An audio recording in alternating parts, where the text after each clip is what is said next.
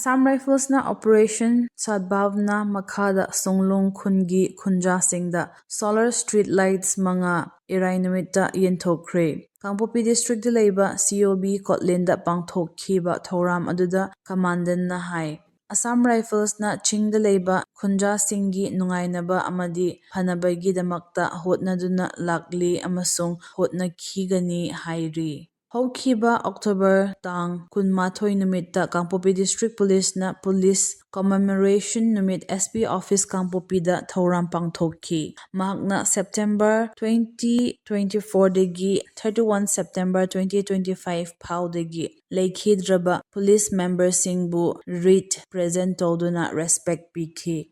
Ngaimel Children's School Kaithemanbi Military Colony da Thadokuki Literature Society na Thadokuki MIL da Mark Wang na Phangba Maheroi Singbu Mana Pikre. Amasung Thadokuki Literature Society gi members induction Thoram amasu Pangthokre. Thoram adugi saruk ama oina Council of Higher Secondary Education Manipur na loba 2023 digi 2025 gi parikya singda Thadokuki subject da mark khwaidagi yamna phangba maheroi manga mana piduna pukning thogat khre. Additional SP Senapati Thangkhuchon Haukipna Maheroi Singduda Selmana Oina Lupa Sing Manga Piduna Pukning Thogatkhi.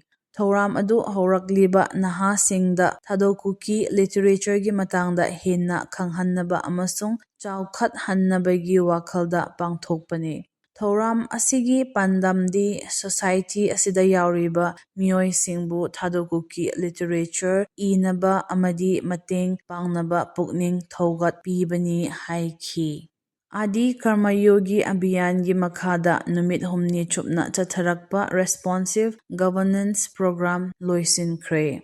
Tha asigi kunmaridagi hauduna chatharakpa thoram adu district administration Kangpokpina sinnaduna Sadar Hills Autonomous District Council holda pangthokpani. Masigi hiramna empowering individuals and institutions for tribal transformation haibasini. Adi Karma Yogi Abhiyan haibasi Kendragi Tribal Affairs Mantralayna Puthopa National Movement Amani. Masi tribal community singbu grassroots leadership amadi responsive governments ki khuthangda empower tonabagidamak paikhatlakpa khongthang amani.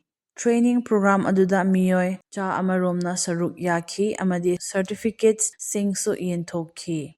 Meghalaya gi Mukhyamantri Conrad K. Sangmaga Kuki NP Committee on Tribal Unity Women Wing Kuki Women Union yauna tongan-tonganba CSO singa unaduna wari watai sanabegi thoram ama Kangpokpida leba Committee on Tribal Unity gi office pangthokre. Thoram aduda Kotugi Maikeidegi Sri Conradta Memorandum amasu pisinki. Loinana Jila asigi Internally Displaced Association gi Maikeidegi su makhoigi wafam kaya pongdokhi. Sri Conrad nasu makhoigi warol sing taraba tungda miyamgi awaba saruk yari. Amadi amukhanna tangdu leitaba puraknaba punna hotminasi hairamki. Mukhyamantri Conrad gi khongchat aduda NPYF gi General Secretary Nikki Nongklau, National Secretary Sadil Khan amadi National General Secretary Paknaba gi saruk yaki.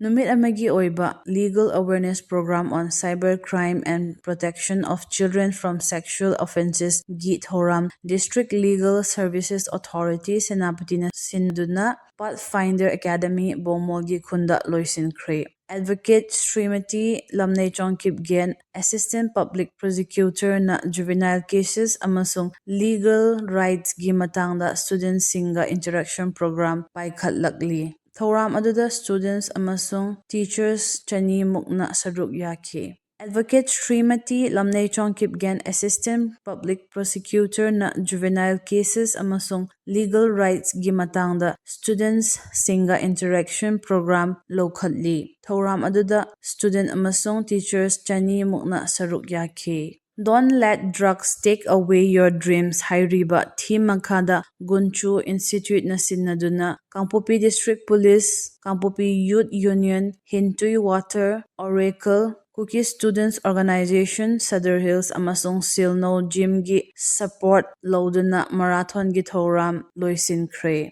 ꯕꯣꯏꯁꯒꯤ 7 kilometre ꯑꯃꯁꯨꯡ ꯒꯔꯜꯁꯒꯤ 5 kilometre marathon ꯑꯁꯤ ꯑꯦꯁ.ꯗꯤ.ꯄꯤ.ꯑꯣ ꯀꯥꯡꯄꯣꯛꯄꯤ ꯑꯦꯝ.ꯄꯤ.ꯑꯦꯁ ꯊꯨꯃꯤꯂꯜ ꯈꯣꯡꯁꯥꯏꯅ ꯐ꯭ꯂꯦꯛ of ꯇꯧꯈꯤꯕ ꯃꯇꯨꯡ first, ꯁꯦꯀꯦꯟ, ꯊꯥꯔꯠ ꯔꯅꯔꯁꯒꯤ case ꯄ꯭ꯔꯥꯏꯖꯁꯨ ꯌꯦꯟꯊꯣꯛꯈꯤ꯫ ꯊꯧꯔꯝ ꯑꯗꯨꯗ ꯒꯨꯟꯆꯨ coaching ꯏꯟꯁꯇꯤꯇ꯭ꯌꯨꯠꯀꯤ ꯆꯦꯄ꯭ꯂꯦꯟ ꯕꯣꯏꯂꯦꯟ ꯆꯣꯡꯂꯣꯏꯅ ꯍꯥꯏ district ꯑꯁꯤꯒꯤ ꯌꯨꯊꯁꯤꯡꯅ discipline ꯑꯃꯁꯨꯡ drug free future ꯐꯪꯅꯕ ꯍꯣꯠꯅꯁꯤ ꯍꯥꯏꯔꯤ꯫